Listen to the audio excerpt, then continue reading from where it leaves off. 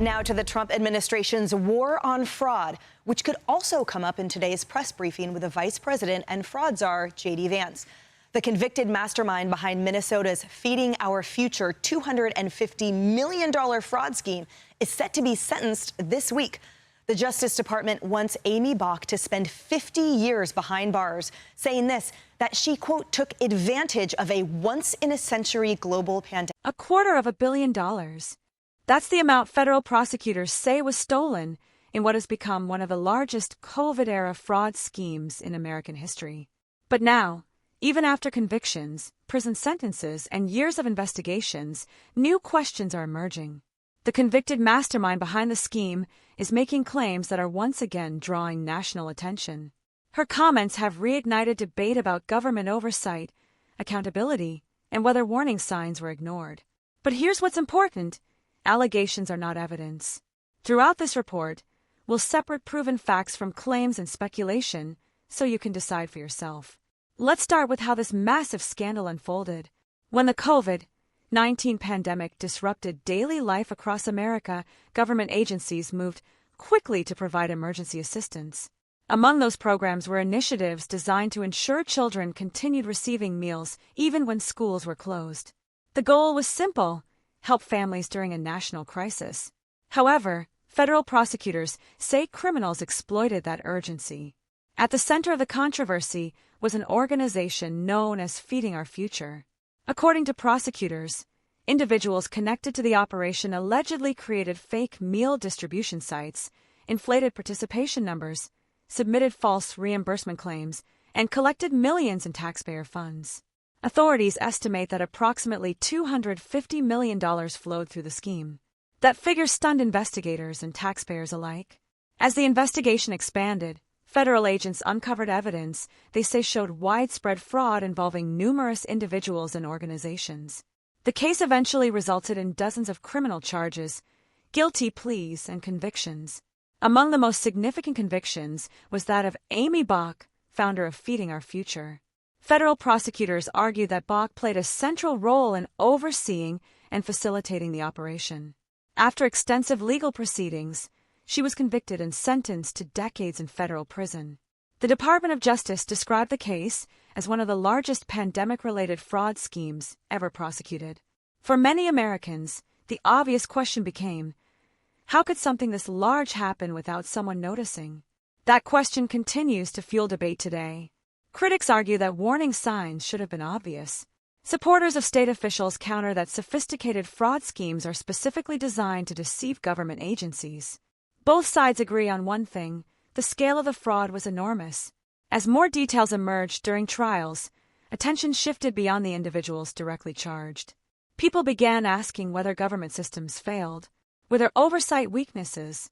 Were concerns raised early enough? Did agencies respond appropriately? These questions became especially important because taxpayers ultimately funded the programs involved. The controversy is not simply about stolen money. It's about trust. Americans expect emergency assistance programs to help those in need. When large amounts of money are diverted through fraud, confidence in those programs suffers. That's one reason this story continues attracting national attention. Even years after the fraud allegedly occurred, the case remains a major topic of discussion among lawmakers, journalists, and taxpayers. Recent comments from convicted participants have only intensified that interest. Some defendants have suggested that government officials should have known more about what was happening. Others have argued that oversight systems failed to detect obvious red flags. Whether those claims are accurate remains a subject of debate. Investigators continue examining evidence while political leaders defend their actions. One thing is certain: this case has become much larger than a single criminal prosecution. It has evolved into a broader conversation about accountability, government spending, and public trust. And that conversation is far from over. In our next segment, we'll examine the political controversy surrounding recent allegations involving Congresswoman Ilhan Omar and why those comments are generating headlines across the country. Before we move on, we want to hear from you. Do you believe this was primarily a failure of government oversight, or do you think the fraudsters simply found ways around existing safeguards? Let us know in the comments below. And if you appreciate balanced reporting that focuses on verified facts rather than rumors, Make sure to like this video, subscribe to the channel, and turn on notifications for future updates. Now, the Mastermind's defense team says that she should get credit for handing over documents that helped convict her co-conspirators. They're hoping for about 3 years in jail. Before she was convicted, Aimee Bock told Fox News that state officials like Governor Tim Walz and Attorney General Keith Ellison probably knew what was going on the whole time. I have to believe that the governor's office and Keith Ellison's office were aware of this. They've said they were involved in helping the FBI. They've said they were made aware, but apparently I'm scary, so they couldn't do anything. I don't know. I have to believe they were aware. And again, if they weren't, shame on them for having a system that their lower level staff don't bring something of this level to their attention. Now, Bock has also implicated Minnesota Congresswoman Ilhan Omar, whose name appeared in emails and texts during her trial. Bock tells the New York Post that she, quote, struggles to believe that Omar didn't know what was happening in her district. She told Fox something similar. Watch. I don't know what she knew. I don't know. I know that I was duped by a number of people. We also have seen videos of Safari Restaurant giving out thousands of meals, pallets and pallets of food being distributed. Was there fraud? According to the DOJ and the FBI, yes. According to the jury verdict, yes. But how much? And why don't we know that? There's just so many holes and gaps in these cases.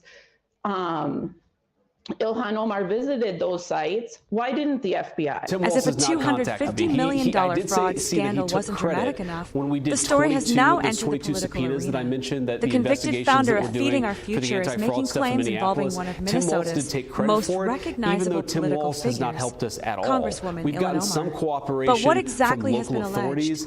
And more importantly, what evidence actually exists? Let's separate fact from speculation. Following her conviction, Aimee Bock gave interviews discussing various public officials connected to Minnesota politics.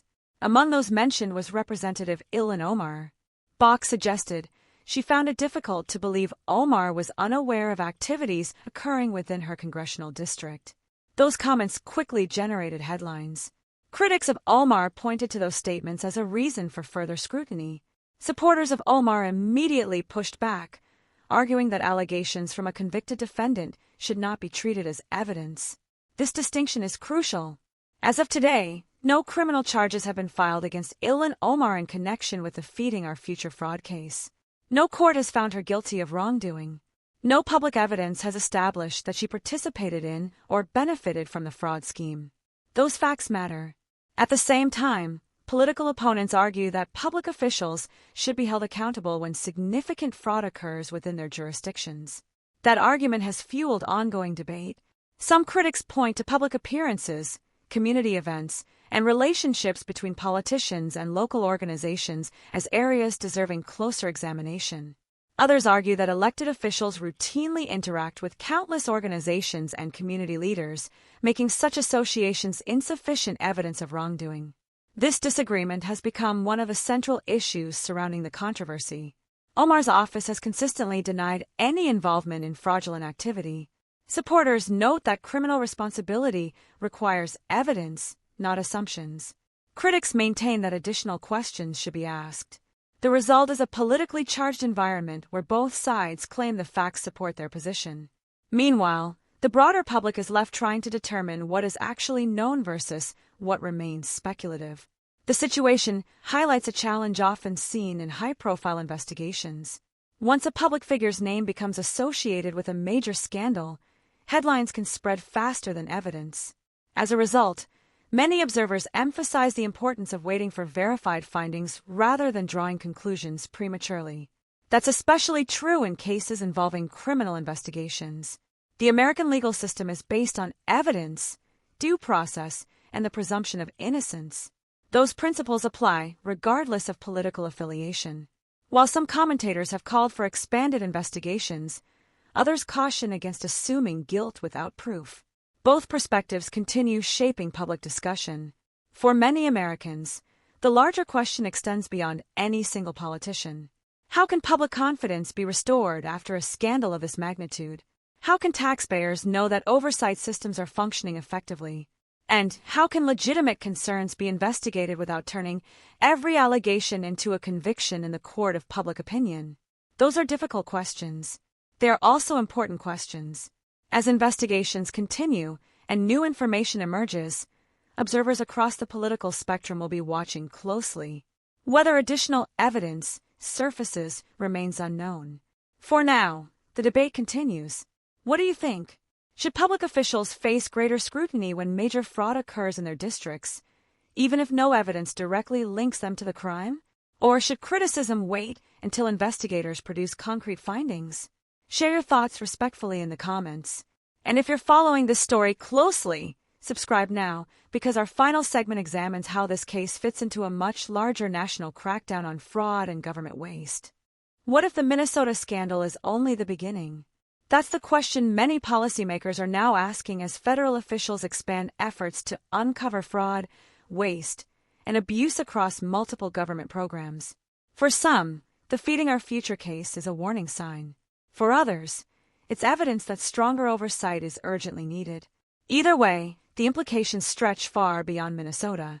During the COVID-19 pandemic, the federal government distributed unprecedented amounts of emergency assistance. The goal was speed. Millions of Americans needed help immediately. Businesses required support. Families needed assistance. Healthcare systems faced enormous pressure. Government agencies responded by rapidly deploying funds through numerous programs. While many of those programs helped people survive difficult circumstances, they also created opportunities for fraud. Investigators across the country have uncovered schemes involving unemployment benefits, PPP loans, healthcare reimbursements, and food assistance programs. The Minnesota case became one of the most visible examples.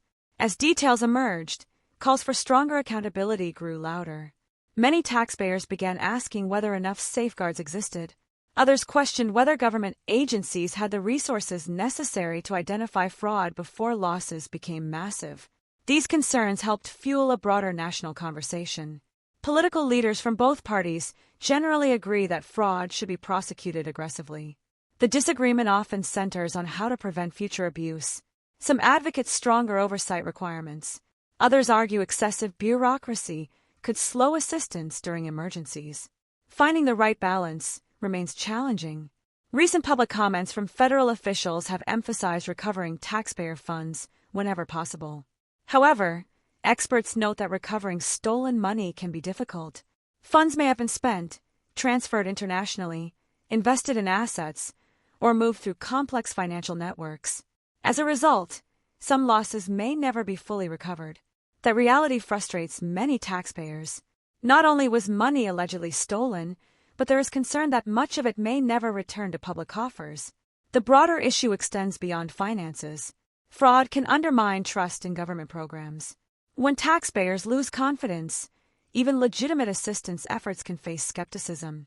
That's one reason policymakers continue focusing on accountability. Many believe public trust depends on demonstrating that fraud will be investigated and prosecuted.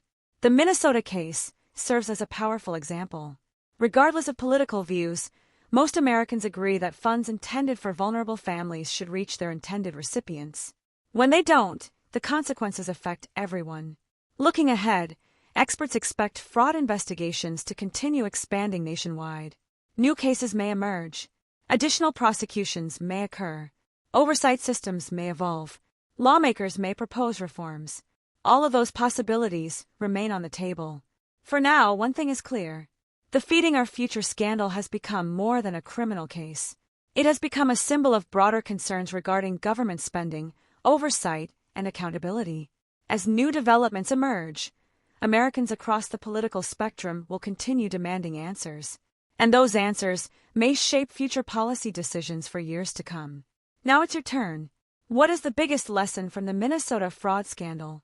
Do we need stronger oversight, tougher penalties, better auditing systems, or all of the above? Drop your thoughts in the comments below. If you found this report informative, please like the video, subscribe to the channel, and share it with others who want fact-based coverage of major political and legal developments. Thanks for watching, and we'll continue following this story as new information becomes available.